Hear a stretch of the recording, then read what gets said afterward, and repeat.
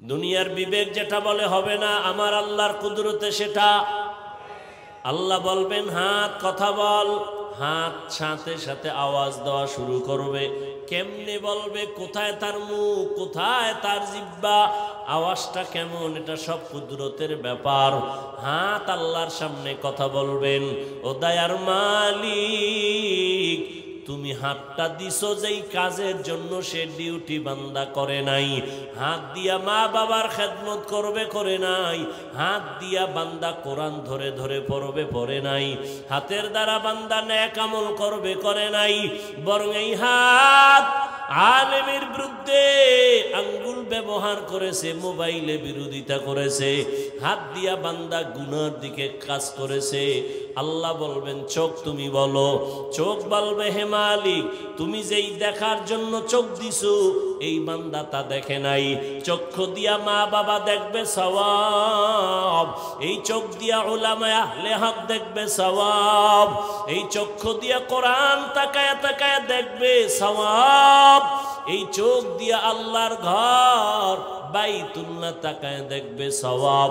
বান্দা মা বাবা দেখে না, আলেম দেখে নাই, কোরআন দেখে নাই, বাইতুল্লাহ দেখে নাই, দরওয়াজা জানালা বন্ধ করে তোমার এই গোলাম মোবাইল হাতের মধ্যে নিয়া সারাটা রাত কবিরা গুনাহ কবিরা গুনাহ কবিরা গুনাহ দেখে দেখে সারা রাত কাটিয়েছে। ফজরের খবর নাই, চেহারাটা পর্যন্ত নষ্ট হয়ে গেছে। এরে আমার কলিজার যুবক, চেহারার মধ্যে কেন আলো নাই? চেহারার দিকে তাকাইলে কেন মায়া হয় না? এরে যুবক একটু চিন্তা করো। আল্লাহ তাআলা পশুকে আল্লাহ ভালো মন্দ যাচাই করার জ্ঞান দেন নাই, মানুষকে দান করেছেন। একটু চিন্তা করো, আয়নার সামনে তাকাও, তোমার চেহারাটা কেন এত নষ্ট?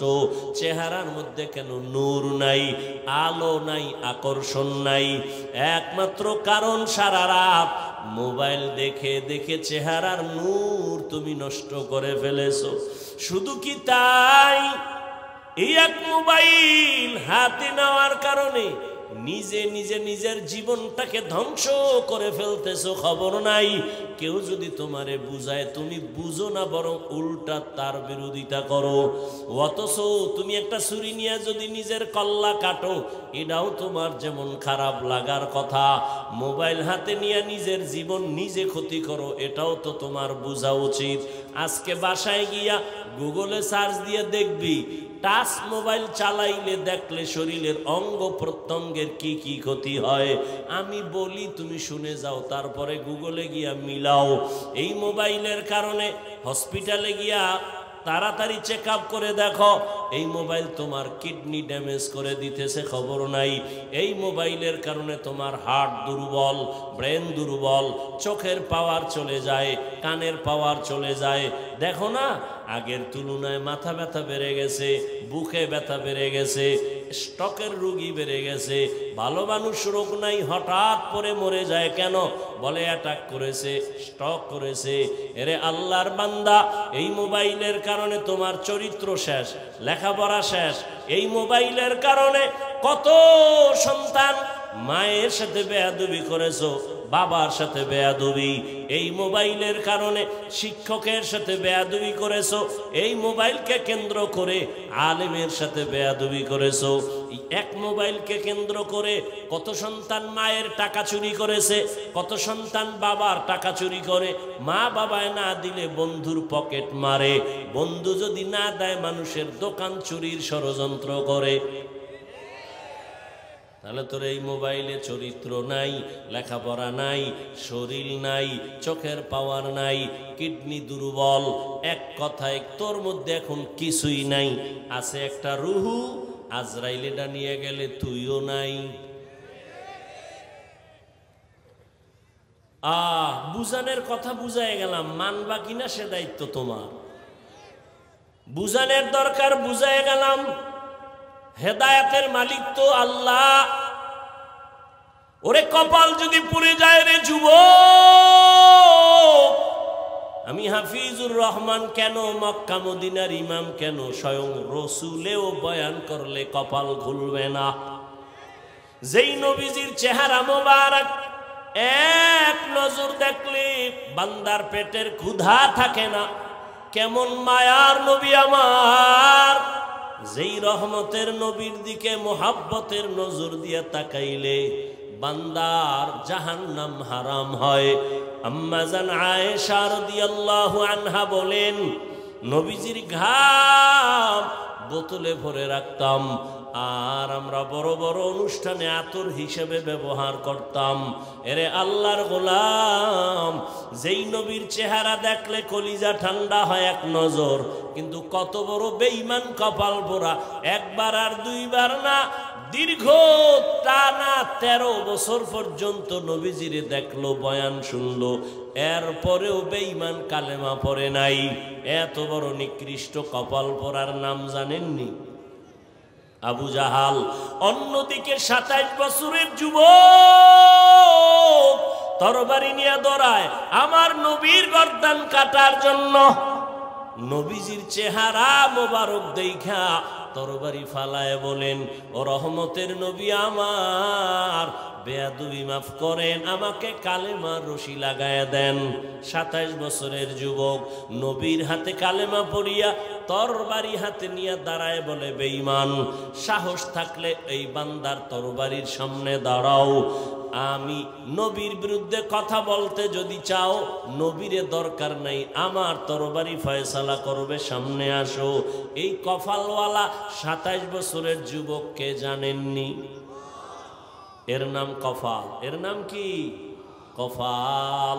13 বছর দেখছে, এরপরও কালেমা পড়ে না, আর 27 বছর বয়সে নবীকে দেইখা জবাই করতে এসে কালেমা পড়ে ফেললো। এই জন্য কপাল যদি পুড়ে যায়, আমার বয়ানও কাজ হবে। এত মানুষ এখানে, মাঠ ভরা, দাঁড়ানোরও সুযোগ নাই, এত মানুষ। বাসায় যায় বলবে, ও অনেক লোক হইছে, কি লাভ হবে তোমার চাপাবাজি করলে যদি ফজরে মসজিদ থাকে খালি? কি এত মানুষ এখানে, অনেক আশেকে রসুল ফজর পড়ে নাই, জোহর পড়ে নাই, আসর পড়ে নাই, মাগরিব পড়ে নাই, এশা পড়বে কিনা তাও জানা নাই। আল্লাহ হেদায়াত দান করেন। এরে আমার যুবক বাবা, অনেক দিন পর্যন্ত এই প্রোগ্রামের প্রচারণা চলছে, অনেকে আসবো আসবো বলিয়া আসতে পারে নাই। আর ওই বান্দা যদি শরীয়তের কোনো কারণে আসতে না পারে, আল্লাহ তাকে পুরা সওয়াব দান করবেন। আর একদল কপাল পোড়া এমন এসেছে ওয়াজের প্যান্ডেলে, কিন্তু প্যান্ডেলে ঢুকতে পারে নাই। এরা কই? মহিলা প্যান্ডেল তাওয়াফ করে, আর দোকানে আড্ডা দেয়, আর কবিরা গুনাহ করে। কি দেখছেন নি কারবার? আল্লাহর কুদরতটা কেমন! এটা বেহেশতের বাজার, পাশে জাহান্নামের বাজার। কি আচ্ছা, ওয়াজ উপলক্ষে মার্কেট হবে কেন, দোকান হবে কেন? অনেক দূরের মানুষের একটু চা বিস্কিটের দরকার, দুই একটা চা বিস্কিটের দোকান থাকবে। খেলনার দোকান কেন, বেলুনের দোকান কেন? ওখানে আবার মেয়েরা ঢুকবে কেন, যুবকেরা ঢুকবে কেন? ওখানের এই কবিরা গুনার দায়ভার কারা নিবে?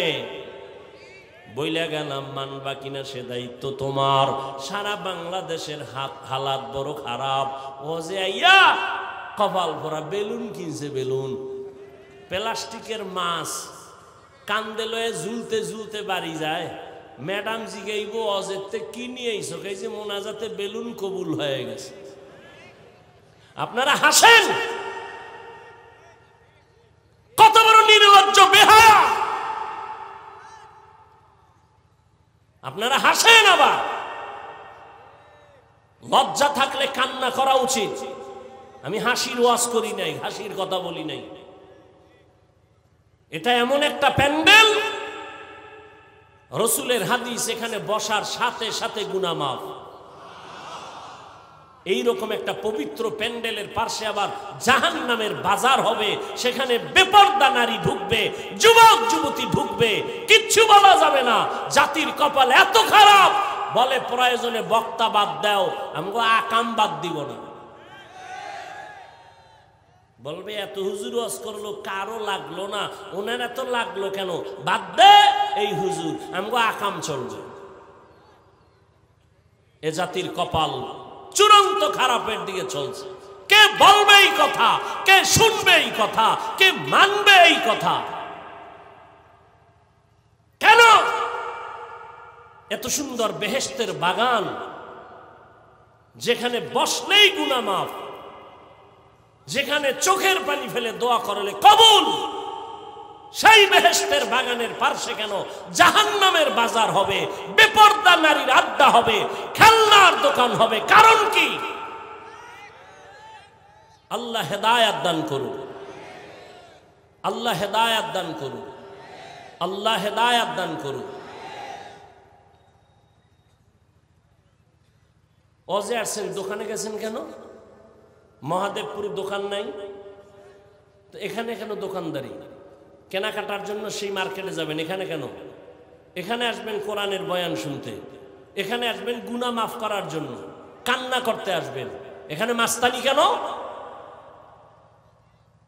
বেলুন কিনেন কেন? মাছ কিনেন কেন? আল্লাহর ভয় বলতে একটু নাই, থাকলে অন্তত মাথা নত থাকতো, হাসতেন না। আমি হাসির কথা বলছি, বলেন তো আপনারা হাসলেন কেন? লজ্জা শরম কমিয়ে গেছে। ওই ১৫০০ বছর আগেই তো রাসূল বলে গেছে, লা ঈমানা লিমান লা হায়া আলাহ, যাদের লজ্জা নাই ওদের ঈমান নাই। ওরা রাস্তায় যদি ল্যাংটা করিয়া ফালায় তারপরও বলবে অর্ধেক ইজ্জত বাকি, ওদের লজ্জা নাই। আল্লাহ আমাদের লজ্জা আবার ফিরায় দিন। ভাইরা আমার, আল হায়াউ শুবাতুম মিনাল ঈমান। একটা ঘরের মধ্যে ৩-৪টা রুম আছে। এক রুমে আছে মা বাবা, আর এক রুমে ছেলে, আর এক রুমে মেয়ে। সারা রাত মোবাইলে চলে জিনা জিনা জিনা জিনা। স্বামী আর স্ত্রী সারা রাত মোবাইল, মেয়ে আর এক রুমে মোবাইল, ছেলে আর এক রুমে মোবাইল। ওরে ঘুমের থেকে উঠা দেখতে তোর চেহারা শুকর করে দিয়েছেন আল্লাহ। দেয় না কেন? একমাত্র মুহাম্মদের উম্মত হওয়ার কারণে। না হয় ঘুমের থেকে উঠা দেখতি চেহারা কুকুরের মতো হয়ে গেছে। সারা রাত গুনাহ করবি আর আল্লাহ কিছু করবে না, শুধু মুহাম্মদের উম্মত হওয়ার কারণে আল্লাহ ওয়াদা করছেন চেহারা পাল্টাবেন না। না হয় পাল্টায় দিতেন, ঘুমের থেকে উঠে দেখতা চেহারা শুকরের মতো হয়ে গেছে, কুকুরের মতো হয়ে গেছে গুনার কারণে। আল্লাহ হেদায়াত দান করুন। বয়ানে আসছে ফজর নাই, জোহর নাই, নামাজ নাই, দাবি করে আমরা বয়ানে আসছি। কি হবে এই বয়ান দিয়ে? কমিটির কিছু হবে আর আমি বক্তার কিছু হবে, আপনাদের কি হবে? আমারে ঠিক মতো টাকা পয়সা না দিলে আমি তার জীবন আমু না, কম খালি নেই। যাও, কমিটি কিছু কালেকশন করছে, ফায়দা হবে, খালাস। আপনাদের কি হবে? এই বয়ান দিয়ে কি হবে? আমরা তো ওই সমস্ত বুজুর্গ আল্লাহ আলাদের লাত্তি খেয়ে এখানে বসছি, থাপ্পড় খেয়ে বসছি, যাদের বয়ান থেকে জাহান্নামী সন্ত্রাসী ডাকাত বৈশা কান্না করে তওবা করে এরপরে ফজরে মসজিদে যাইত।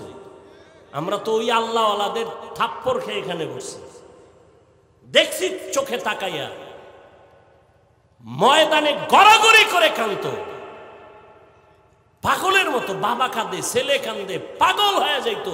পুরা মাঠের মানুষ কাঁদতে কাঁদতে বেউস। আল্লাহর কসম করে বলছি, আমরা এই সমস্ত আল্লাহ আল্লাহর লাত্তি খেয়ে এখানে আসছি, এমনি না। সামনে বই আবার মোবাইল, এই স্টান উঠায় মারতো চেহারার মধ্যে। যে আল্লাহ আল্লাহর লাত্তি খেয়ে এখানে আসছি। একটা পান খাবেন, জীবনে বুঝে যাইতেন কত ধানে কত চাল। বয়ান কারে কয়? এখন তো বয়ান নাই, এখন তো সব ফ্যাশন। বক্তারও কান্না নাই, আমিও কাঁদি না, আপনারও কান্না নাই, পারি হাসাইতেই। আর কি পটিয়া মাদ্রাসার বাণী মুফতি আজিজুল হক রহমতুল্লাহ আলাইহি নাহমাদুহু কইয়া টান দিলেই মাঠের অবস্থা খারাপ। এটা আপনারে বুঝামু কেমনে? এটা তো বুঝারও মানুষ নাই যে এটা কেমন কথা, এটা একটা কথা হইল? এটা তো বুঝারও মানুষ নাই।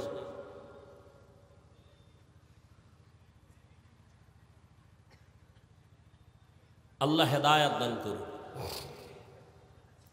ইয়া আইয়ুহাল্লাযীনা আমানুত্তাকুল্লাহা হাক্কা তুকাতিহ।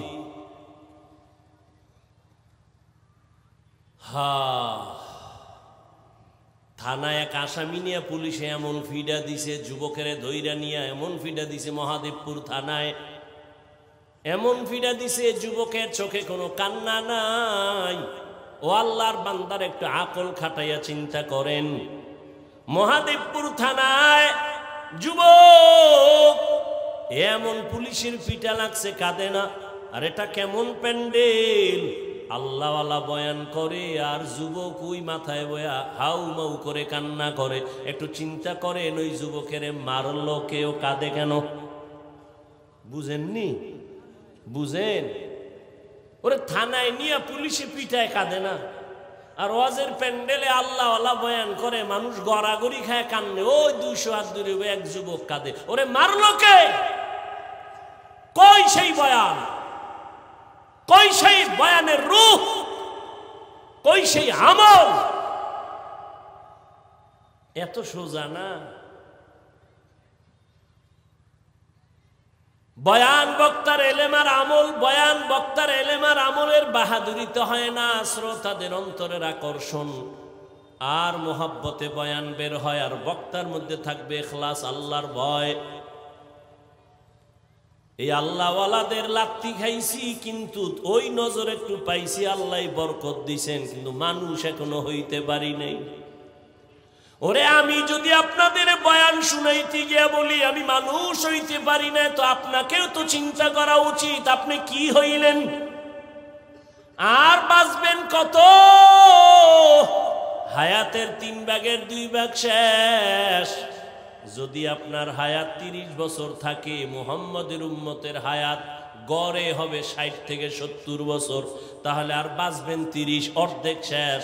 যদি আপনার হায়াত থাকে 40, আপনার 3 ভাগের 2 ভাগ শেষ, 20 বছর।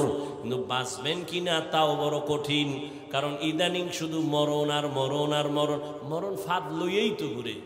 এই মোবাইলের কারণে শরীর শক্তি দুর্বল, চোখের পাওয়ার কমতেছে, বান্দার হার্ট দুর্বল হইতেছে।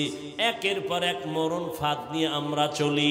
আবার আমার কলিজার যুবকেরা আর একটা মরণের ফাঁদ নিয়ে পাগল, বাইক। কি মরণের তাজা একটা মরণ ফাঁদের নাম বাইক, মোটর সাইকেল, হুন্ডা। ওটার মুখে উঠলেই খালি শরীরে আগুন। শরীরে কি পিছনে যদি আবার বিপরীত কোনো পার্স থাকে তো আরো আগুন। সকাল 10টায় ঘুমে তুই কি ঢাকা আম্মু মহাদেবপুর বাজারে যাই কেন? বলে আমার এক বন্ধুর সাথে মোলাকাত। আসবি কখন? বলে 1 ঘন্টা পরে। 2-3 ঘন্টা হয়ে যায়, মায়ের অন্তরে বাড়ি লাগছে, এখনো আসে না কেন? টেলিফোন করে, কেউ ধরে না। দীর্ঘ টাইম পরে একজনে ধইরা অচেনা কণ্ঠ কয়, কে তুমি? বলে মোবাইলওয়ালার মা। মোবাইলওয়ালার বাপ আসিনি, আছে, দাও তাড়াতাড়ি, দেখো তোমার ছেলের মোবাইল কে ধরছে দেখো। এইবার রিসিভ করে কয়, কে তুমি? বলে আমি মোবাইলওয়ালার বাবা। বাড়ি কই? বলে আমার বাড়ি অমুক এলাকায়। তাড়াতাড়ি চলে আসো, তোমার লাশ তার তাড়াতাড়ি বাসায় নিয়ে যাও। ছেলের লাশ এক জায়গায়, বাইক আর এক জায়গায়, তাড়াতাড়ি আসো, লাশ নিয়ে যাও। এই হয়নি এরকম? কয়দিন আর বাঁচবি রে যুবক? মহামারী করোনায় যুবকের লাশ, ছাত্র জনতার বৈষম্য বিরোধী আন্দোলনে যুবকের লাশ, পানির নিচে যুবকের লাশ, গাড়ির নিচে যুবকের লাশ, ঘুমের বিছানায় যুবকের লাশ। ও যুবক বাবারা, রাতের ঘুম শরীরের মহা ঔষধ। আমি সারা রাত ওয়াজ মাহফিল করে ঢাকা যাব, বাসায় যেয়ে ঘুমাইতে পারবো না, রাতে আমার ঘুম নাই, কপাল খারাপ। তারপরও সান্ত্বনা দেই, ও আল্লাহ তোমার দিনের কাজই তো করছি, গুনাহ করি নাই। তুই রাতের ঘুম মারছো কি কইরা? আমার না আমি তো তৃপ্তি পাইলাম। তুই কি করছো? তুই সারা রাতের ঘুম মারছো কি দিয়া? আকাম কইরা, কবিরা গুনাহ কইরা। আল্লাহ হেদায়াত দান করুন। বয়ান চলতেছে, তাবলীগের বয়ান, পীর মাশায়েখের বয়ান, বক্তাদের বয়ান, জুমার খতিবের বয়ান, এরপর পরিবর্তন নাই কেন? আল্লাহর কসম, যতক্ষণ পর্যন্ত আল্লাহর শাস্তির ভয় অন্তরে না আসবে ততক্ষণ পর্যন্ত বয়ান বাস্তবায়ন হবে না। একটা সন্তান মা বাবাকে ভয় করার কারণে মা বাবার সামনে অন্যায় করে না। একটা ছাত্র শিক্ষকের ভয় করার কারণে শিক্ষকের সামনে ছাত্র অন্যায় করে না। ঠিক আমার আল্লাহর গোলাম বান্দারা যদি আল্লাহর আযাবের ভয় করত, গলায় ছুরি লাগাইতো, দাড়ির মধ্যে কখনো অস্ত্র লাগাইতো না। हर के दारत खौफे हक़दार दिल मदाम जन्नतुल मअवा देहद उरा मकाम जुज़बा हक़ ची ज़े मख़ाज़ इंसुजा फज़ले उ आमस्ते दर जुमला जहां। আল্লাহ বলেন আমাকে হক আদায় করে ভয় করো। সাহাবায়ে কেরাম পেরেশান হয়ে গেলেন, নবীর কাছে বললেন, ইয়া রাসূলুল্লাহ, আল্লাহ যত বড় ওই পরিমাণ ভয় করা আমাদের দ্বারা অসম্ভব। নবীও চিন্তায় পড়ে গেলেন। রব্বুল আলামিন জিবরাইল আমিনকে পাঠাইয়া দিলেন, সান্ত্বনার আয়াত নিয়ে শুনায় দাও। জিবরাইল আমিন আমার নবীর সামনে এসে আয়াত শুনায় দিলেন সান্ত্বনার, ইত্তাকিল্লাহা মাস্তাতাতুম, সাধ্যমতো ভয় করা লাগবে। বান্দা আমার হক আদায় করে, ভয় করার প্রয়োজন নাই, বরং বান্দা তোমার সাধ্যমতো আল্লাহকে ভয় করো। আমি যদি আপনাদের প্রশ্ন করি, আপনারা কারা কারা আল্লাহকে ভয় করেন? যদি করি, একজনও কি হাত উঠাবে না? সবাই এই উঠে দেখছেন, কই নাই এতে অবস্থা। মানে মরাডারে মারো কেন, কয় লড়ে কেন? সবাই হাত উঠায় ফেলবে। হুজুর, আপনাদের থেকেও আমরা আল্লাহরে বেশি ভয় করি। কোন চালাক বাঙালি থাকলে দুই পাও উঠায় দিবে, বলবে চার হাত পায়ে ভয় করি। অথচ নামাজ পড়ে নাই, রোজা রাখে না, হালাল খায় না। ও আল্লাহর বান্দা, তুমি নামাজ বাদ দিয়া বলো ভয় করি। আমি নামাজ ঠিক মতো 5 বেলার নামাজ পড়ে বলি আল্লাহকে ভয় করি। আমি দাড়ি রেখে বলি আল্লাহকে ভয় করি। তুমি দাড়ি না রেখে বলো আল্লাহকে ভয় করি। আমি হালাল খাইয়া বলি আল্লাহকে ভয় করি। তুমি হারাম খাইয়া বলো আল্লাহকে ভয় করি। দোনো ভয় কি সমান? আসলে তোমার মধ্যে আল্লাহর ভয় নাই। যদি ভয় থাকতো জীবন গেলেও তুমি হারাম খাইতে পারতা না। আল্লাহর ভয় কেমনে আসবে? ভয়ের নাম তাকওয়া। একমাত্র আল্লাহওয়ালাদের নেক নজর লাগাও। আল্লাহওয়ালাদের নজরের মধ্যে পাওয়ার আছে, পাওয়ার। এই পাওয়ার আর কারো নজরে নাই। এরে কষ্ট হইতেছে আপনাদের? একটা গাঞ্জাখোরের নজরেও পাওয়ার আছে, আছে না? একটা দুধের বাচ্চা হঠাৎ এক গাঞ্জাখোর নজর দিয়ে কয়, এত সুন্দর ফুটন্ত গোলাপ। বাচ্চা অসুস্থ, শুকায় যায়, খায় না। ডাক্তার বলে কোনো রোগ নাই। মুরব্বীরা কয় বদ নজর। কয়নি? গাভীর দুধ হয় 20 কেজি। ও একদিন দেখে কয় এত দুধ গাভীর, পরের দিন থেকে 3 কেজিও নাই। আপনাদের এলাকায় কদু গাছ লাগায় না? কদু গাছের মাঝে মাঝে দেখবেন, মাঝে মাঝে দেখছেননি কোনোদিন যে জুতা টানায়? দেখছেন কেন? জুতা বরকতের জিনিস, নমরুদের গালে লাগছে। এই জুতা টানাইলে কদু বড় হবে, পোকা হবে না, এই জন্য তো। কেন জুতা টানায় জানেননি? কার বদনজর? পিসা হুজুরের, কোন আলেমের? বেআমলওয়ালা বেনামাজি গাঞ্জাখোরের নজরে যদি পাওয়ার থাকে, একজন তাহাজ্জুদওয়ালা জিকির করনেওয়ালা মুত্তাকি তার চোখের নজরে কেন পাওয়ার হবে না?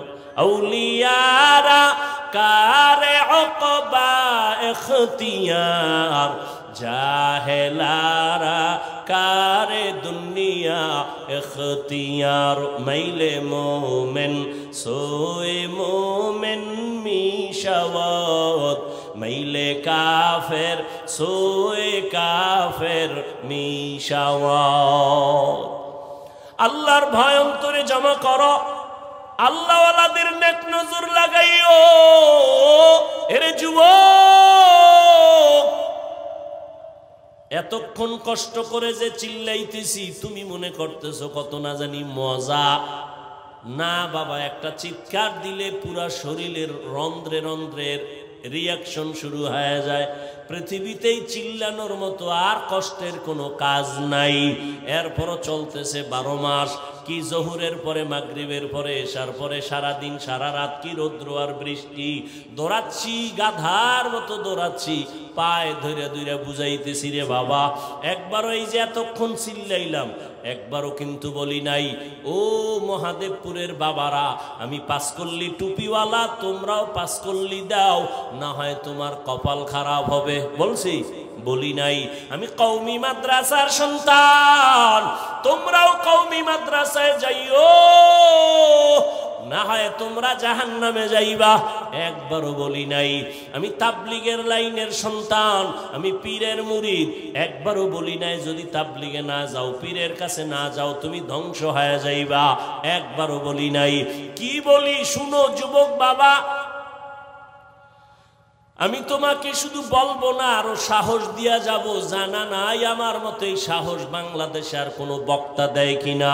আমি সাহস দিয়া যাই, ও আমার কলিজার যুবক, আমি তোমাকে বলি না হুজুর হও, তসবিহ হাতে নাও, মাথায় পাগড়ি নাও, না না না, তোমাকে আমি বলবো না। বরং আমি তোমাকে অনুরোধ করে বলবো, স্কুলে পড়ো ধন্যবাদ, কলেজে পড়ো ধন্যবাদ, ওই লাইনের লেখাপড়া ছাড়িও না। আমার দেশে হুজুরের অভাব নাই, মাওলানার অভাব নাই, মুফতি মুহাদ্দিসের অভাব নাই। আমার দেশে ডাক্তারের বড় অভাব, ইঞ্জিনিয়ারের অভাব। ডাকাত আছে, ডাক্তার নাই। ইঞ্জিনিয়ার ভালো আদর্শওয়ালা নাই। প্রফেসর আছে, নাস্তিক। আমরা ওই নাস্তিক মার্কা প্রফেসর চাই না, তাসলিমার মতো ডাক্তার চাই না। এরে বাবা, তুমি লেখাপড়া করে আদর্শবান ডাক্তার হইও, তুমি একজন ইঞ্জিনিয়ার হও, প্রফেসর হও, তুমি ব্যবসায়ী হও, চাকরিজীবী হও, তবে এতটুকু দাবি বেয়াদব হইও না রে বাবা। তোমার ব্যবহারে কোনোদিন যেন মা বাবা কষ্ট না পায়, তোমার আচরণে কখনো যেন শিক্ষকেরা কষ্ট না পায়, তোমার ব্যবহারে কখনো যেন উলামায়ে কেরাম কষ্ট না পায়। কারণ তুমি সফল যদি হতে চাও, এই 3 জায়গা থেকে দোয়া লাগবে। মা বাবার দোয়া যদি না নাও, তোমার জীবন হবে পঙ্গু। শিক্ষকের দোয়া যদি না নাও, বরদোয়া নাও, তাহলে লেখাপড়ার জিন্দেগি হারায় যাবে। ওলামায়ে কেরামের নেক নজর যদি না নাও, বান্দা তোমার চরিত্র জিন্দেগিতে আর সুন্দর করা যাবে না। অতএব মা বাবার দোয়া নিয়া, শিক্ষকের দোয়া নিয়া, ওলামায়ে কেরামের পরামর্শ নিয়া ডাক্তার হও, ইঞ্জিনিয়ার হও, প্রফেসর হও, ব্যবসায়ী হও, চাকরিজীবী হও। তোমার মতো সফল বান্দা দুনিয়ায় থাকবে না। তুমি শুধু মহাদেবপুর কেন, পুরা বাংলাদেশে তোমার সুনাম হবে। ডাক্তার হলেও তোমার মর্যাদা বাড়বে, ইঞ্জিনিয়ার হলেও তোমার সুনাম ছড়ায় যাবে, যদি তুমি আদৌ বলা হয়ে যাও। আর তাসলিমার মতো যদি বেয়াদবি কইরা ডাক্তার হও, জুতার বাড়ি খাইয়া দেশ থেকে পালানো লাগবে। ও আমার যুবক বাবারা, এবার একটু বাস্তবে দেখো তো, আমি যে কথাগুলো বললাম বাস্তবে দেখো তো, একটু নজর করো। এই দেশে তোমার মতো যুবক জীবনে কোনোদিন মাদ্রাসায় পড়ে নাই, আলিফ বা তাও শিখে নাই। এই রকম যুবক স্কুলে পড়ে, কলেজে পড়ে, 5 বেলার নামাজি আসেনি। তোমার জীবনের জন্য এটা আমার শেষ বয়ান। ও যুবক, বাসায় গিয়া দরজা জানালা বন্ধ করে বালিশে মাথা লাগায় একা একা 1 মিনিট চিন্তা করবি যে আমার মতো যুবক স্কুলে কলেজে পড়িয়াও যদি নামাজ পড়ে, তোর কপালে কার অভিশাপ লাগাইছো, কার বরদোয়া লাগাইছো যে তুমি কেন পারো না? জবাব দাও রে যুবক। আর কয়দিন তোমার হায়াত? আজকে তুমি সুস্থ বসে আছো, গত বছর বয়ান চলছে, বড় চলতে, আগামী তো চলবে, কিন্তু তুমি এই মাঠে আর আসতে পারবা না। না জানি আমার মাওলা মাটির নিচে নিয়ে যায়। কয়দিন আর বাহাদুরি করবা? সুস্থতা তোমার গ্যারান্টি না বাঁচার। অনেক অসুস্থ রোগী বেঁচে গেছে, সুস্থ মানুষটা সামনে মরে গেছে। অতএব যুবক বাবা, এতটুকু বুঝাও, তোমার মতো যুবক রাস্তায় গাড়ি চালায়, 5 বেলার নামাজ পড়ে, বলো বাবা তুমি কেন পারো পারবা না। তোমার মতো যুবক র‍্যাব আর্মি পুলিশ বিডিআরের চাকরি করে 5 ওয়াক্ত নামাজি দাড়িওয়ালার অভাব নাই, বলো তুমি কেন পারো না? তোমার মতো যুবক ময়দানে কৃষিকাজ করে নামাজ ছাড়ে না, তুমি কেন পারো না? আল্লাহ বিবেক দিছে, প্রশ্ন করো। তোমার মতো যুবক doctor, professor, engineer, OC, DC, SP নামাজি, তুমি কেন পারবা না? তোমার মতো যুবক নদীর মধ্যে মাছ ধরে নামাজ ছাড়ে না, বলো তুমি কেন পারবা না? ও বাবা, কি ভাবছো? হুজুর গো কথা মিথ্যা, আমরা ভুলে আছি এটাই ভাবছো? তা দলিল দাও, আমাদের বুঝায় দাও। হাফিজ ভাই, তোমরা সঠিক লাইনে নাই, আমরা সঠিক লাইনে আছি, একটা দলিল দে। আল্লাহর কসম আমি বলতেছি, আমি এখন দাড়ি কেটে ফেলবো, প্যান্ট শার্ট টাই লাগাইয়া তোমার মতো রাস্তায় গিয়া নাচ গান করবো। আর যদি বলো না হাফিজ ভাই, আপনারা ওলামায়ে কেরাম সঠিক রাস্তায় আছেন, আমরা শয়তানের ধোকায় পড়িয়া দাড়ি কাইটা নামাজ সারিয়া বেপরদায় গিয়ে আমরা ভুলের পথে গেছি, আমি তোমারে বিনয়ের সাথে বলবো, 2টা পা আগাইয়া দাও। আমি নিচে নাইমা তোমার পায়ে ধরে বলবো, আর দাড়ি কাইটা নবীরে কাঁদাইও না, আর নামাজ বাদ দিয়া নবীরে কষ্ট দিস না রে যুবক। পা দুটো যদি আগায় দাও, আমি পায়ে হাত রেখে বলছি, আর কয়দিন দাড়ি কাটবি? ওরে দাড়ি কাটতে তো কম কাটো নাই, ওরে এখনো কি তোর আশা মেটে নাই? আরো কাটবি? জীবনে তো কম বেপরদায় চলো নাই, এখনো কি তোর আশা পূরণ হয় নাই? ও যুবক, জীবনে তো পার্কে পার্কে কম দৌড়াও নাই, এখনো কি মনের আশা পূরণ হয় নাই? এখনো কি গুনাহ করবি রে বাবা? ওরে আমি তোমার মতো যুবক, ওরে আমিও তো তোমার মতো প্যান্ট শার্ট টাই লাগায়া দাড়ি কাইটা যদি রাস্তায় চলতাম, কেউ আমারে বাধা দিত না।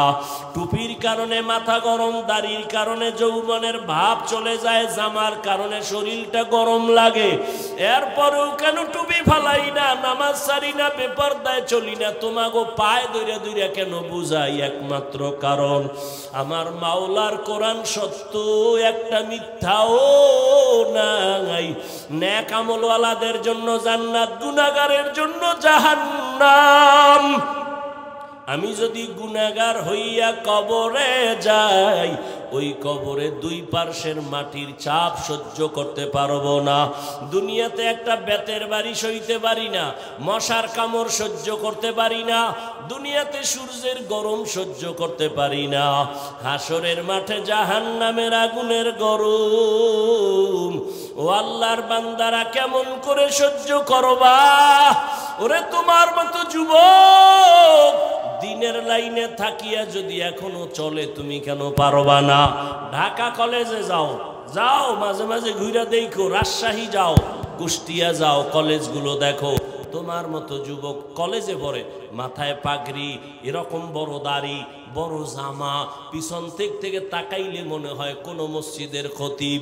ডাক দিলাম, এই যুবক ভাই, তুমি কোন মসজিদে নামাজ পড়াও? আস্তাগফিরুল্লাহ, আমি আরবি ভালো কইরা পারি না, আমি কিসের নামাজ পড়াবো? তোমার এই হালাত কেন? আমার মা বাবার দোয়া আর উলামায়ে কেরামের নেক নজর লাগাইছি, এই কারণে আমি পাগড়ি দাড়ি রাইখাও কলেজে ক্লাস করি, ঢাকা কলেজে পড়ি।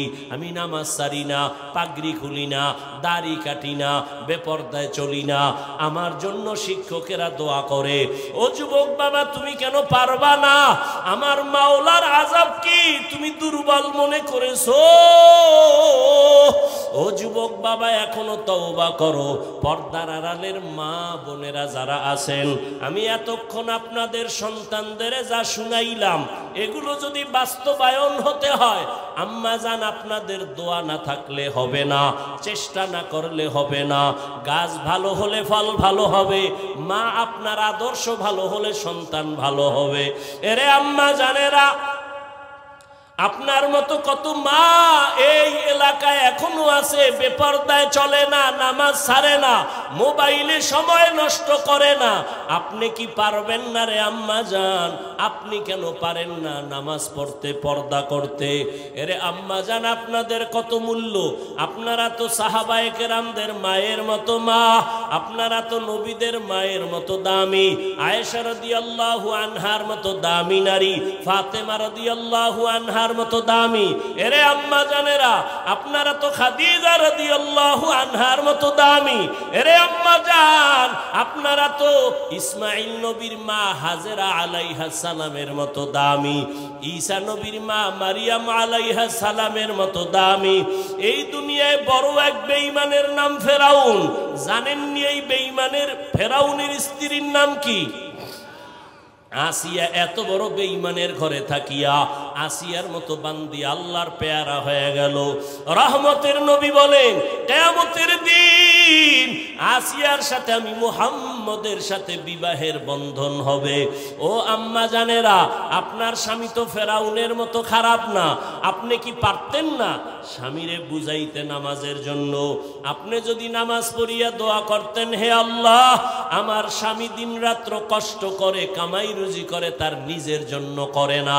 প্রত্যেকটা স্বামী তার সন্তান পরিবারের শান্তির জন্য কষ্ট করে।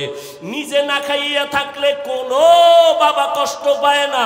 যদি শুনে সন্তান খানা খায় নাই, বাবার চোখে আর ঘুম আসে না।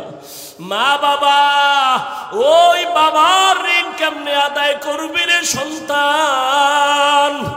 এত কষ্ট করে বাবা, নিজের জন্য করে না, সব পরিবারের সন্তানের জন্য করে।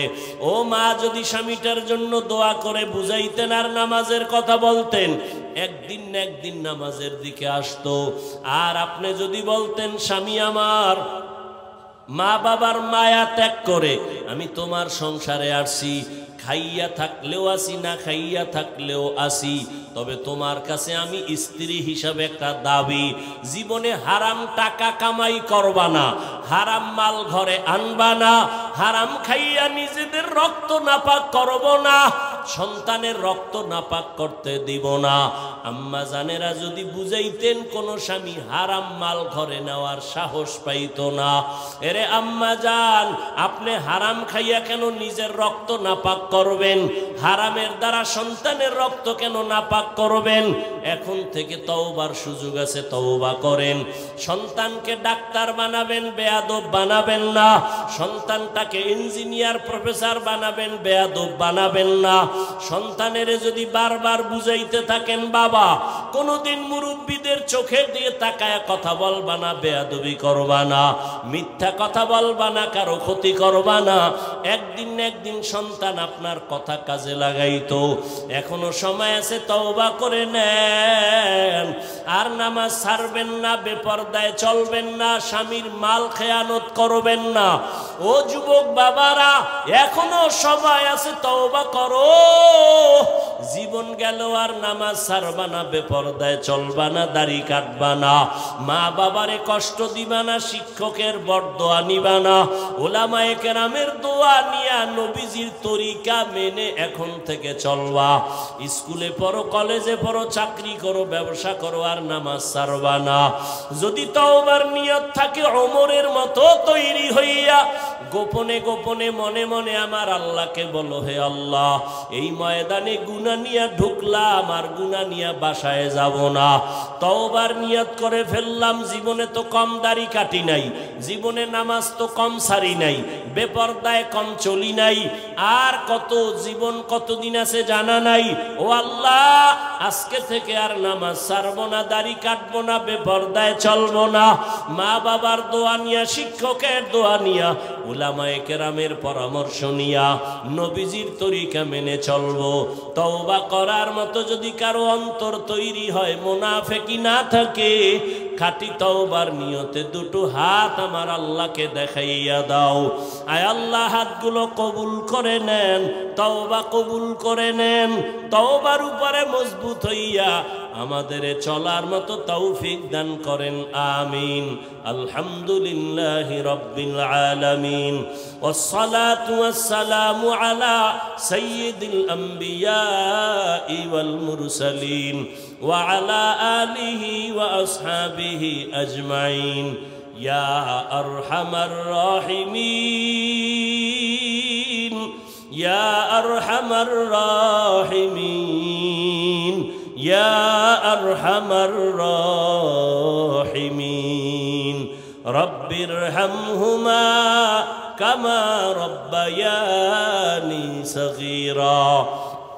আল্লাহুম্মা ইন্নাকা আফুউন কারীম তুহিব্বুল আফওয়া ফা'ফু আন্না। আল্লাহুম্মা ইন্না নাসআলুকা রিযাকা ওয়াল জান্নাহ ওয়া নাউযু বিকা মিন সাখাতিকা ওয়ান নার। আল্লাহুম্মা কফিনাহুম বিমা শি'তা। আল্লাহুম্মা ইন্না নাজআলুকা ফি নুহুরিহিম ওয়া নাউযু বিকা মিন শুরুরিহিম। ইন্না কাফাইনাকাল মুস্তাহজিইন। আল্লাহুম্মা জাআলনি মিনাল মুস্তাজাবিনা লিদ-দা'ওয়াত। আল্লাহুম্মা ইন্নী আউযু বিকা মিন কুল্লি আমালিন ইউখজিনি। রব্বুল আলামিন কুদরতের নজর দিয়ে দেখে এই ময়দানে কত ওলামায়ে কেরাম, মুরব্বী, হাজী সাহেব, ব্যবসায়ী, চাকরিজীবী, আমার পর্দার আড়ালের মা বোনেরা, আমার যুবক, কত ছাত্র ভাইরা হাত তুলেছেন। জীবনে গুনাহ করি আপনার দরজায় হাত উঠাইতে বড় লজ্জা পাই। গুনার কারণে আমার হাত না পাক, আমার চোখ না পাক, আমার জিহ্বা না পাক। গুনার কারণে আমার অন্তর না পাক, চোখে পানিও নাই, দিলটা পাথরের মতো শক্ত হয়ে গেল। ও আল্লাহ, তওবার নিয়তে হাত উঠাইলাম, আর গুনাহ করব না, আর নাফরমানি করব না রে আল্লাহ। আয় আল্লাহ, গুনাহ নিয়ে কবরে যেতে চাই না রে আল্লাহ। ওই কবরে জাহান্নামের আগুন, দুই পার্শ্বের মাটির চাপ সইতে পারবো না রে মালিক। তওবার নিয়তে হাত উঠাইছি, আর নামাজ ছাড়বো না, আর দাড়ি কাটবো না, বেপরদায় চলবো না, মা বাবার সাথে বেয়াদবি করবো না, শিক্ষকের দোয়া নিয়া, ওলামায়ে কেরামের পরামর্শ নিয়া নবীর তরিকায় চলবো। আমাদের তওবা কবুল করে নেন, জীবনের গুনাহ মাফ করে দেন আল্লাহ, মাহফিল কবুল করে নেন আল্লাহ, আয়োজনকারী সহযোগিতাকারী যুবকদের কবুল করে নেন, দান সদকাকারীদের কবুল করে নেন, মা বোনদের আবেদা পর্দাওয়ালা বানায় দেন, সন্তানগুলো নেককার বানায় দেন। আয় আল্লাহ, প্রত্যেক মা বাবাকে দিনদার বানায় দেন, মা বোনদের আবেদা পর্দাওয়ালা বানায় দেন। আমার কলিজার যুবক, আয় আল্লাহ, আপনার গোলাম বানায় দেন। আয় আল্লাহ, 5 ওয়াক্ত নামাজি, কোরআন পড়নেওয়ালা বানায় দেন। মোবাইলের গুনাহের থেকে হেফাজত করেন আল্লাহ, মোবাইলের গুনাহের থেকে হেফাজত করেন আল্লাহ, মোবাইলের গুনাহের থেকে হেফাজত করেন আল্লাহ। সারা দুনিয়াবাসীকে মাফ করে দেন, বাংলাদেশ শান্তির দেশ বানায় দেন। আয় আল্লাহ, রিয়া হাসাদ কিবির দূর করে ইখলাস দান করেন। আয় আল্লাহ, ইলম ও হিলম ও হিকমত আমলে বরকত বাড়ায় দেন। উলামা তোলাবা উম্মতের অন্তরে ইজ্জত মোহাব্বত রহব বাড়ায় দেন। মাদ্রাসা মসজিদগুলো কবুল করেন, ছাত্র উস্তাদদের কবুল করে নেন, অন্যান্য শিক্ষা প্রতিষ্ঠান নবীর আদর্শে কবুল করে নেন। হালাল বরকতি রিজিক দান করেন, হারাম থেকে হেফাজত করেন, কামাই রুজিতে বরকত বাড়ায় দেন। আয় আল্লাহ ঘরে ঘরে সুন্নতের বাতি জ্বালায়া দেন, সুন্নাতওয়ালা ইজ্জতের জিন্দেগি দান করেন, নবীজির রওজা মুবারক বাইতুল্লাহ জিয়ারতের তৌফিক দান করেন। আয় আল্লাহ উলামায়ে কেরামের এক ও নেক বানায়া দেন। আয় আল্লাহ রিয়া হাসাদ কিবির দূর করে ইত্তেহাদের ব্যবস্থা করে দেন। আয় আল্লাহ বাতিলের মোকাবেলায় বিজয় দান করেন, বাতিলকে বাতিলের দ্বারা দমন করে দেন, বাতিলকে বাতিলের দ্বারা মিটায় দেন, বাতিলের নেফাকি জাহের করে মুমিনের ঈমান আমল হেফাজতের ব্যবস্থা করে দেন। ও দয়ার মালিক এই ময়দানে কারো হাত খালি ফিরাইয়া দিয়েন না। ও আল্লাহ জানি না এই ময়দানে কারা কারা ইয়াতীম, মোনাজাতের পরে অনেকে বাসায় যাবে, বাবা বলে ডাকবে, মা বলে ডাকবে, যার মা নাই বাবা নাই তার কলিজাটা সিরিয়া যাবে, জীবনে আর কোনোদিন মা বলিয়া ডাক দিতে পারবে না, জীবনে আর বাবা বলে ডাকতে পারবে না। ও আল্লাহ এতিমদের দিকে তাকাইয়াও কি মায়া হবে না? ও এতিম বাবারা ওই মা বাবার চেহারাটাও কি মনে পড়ে না? ওই মা বাবার জন্য কি মায়া হবে না?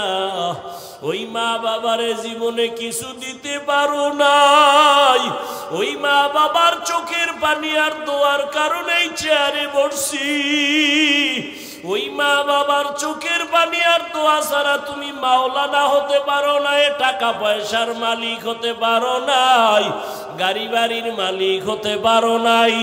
আজকে ওই মা বাবারে সাদা কাফনে প্যাকেট করে কেমনে ঘুমাও, দুই ফোঁটা চোখের পানি পাঠাইয়া দাও। গুনার কারণে দিল শক্ত, চোখে যদি পানি না আসে, ডানে বামে তাকাইয়া দেখো কার চোখে পানি, হাতটা বাড়াইয়া দোয়া নাও, কান্নাওয়ালার দোয়া খালি ফেরত যাবে না। আয় আল্লাহ সবার কবর জান্নাত বানাইয়া দেন, যাদের মা বাবা বেঁচে আছে হায়াত বাড়াইয়া দেন।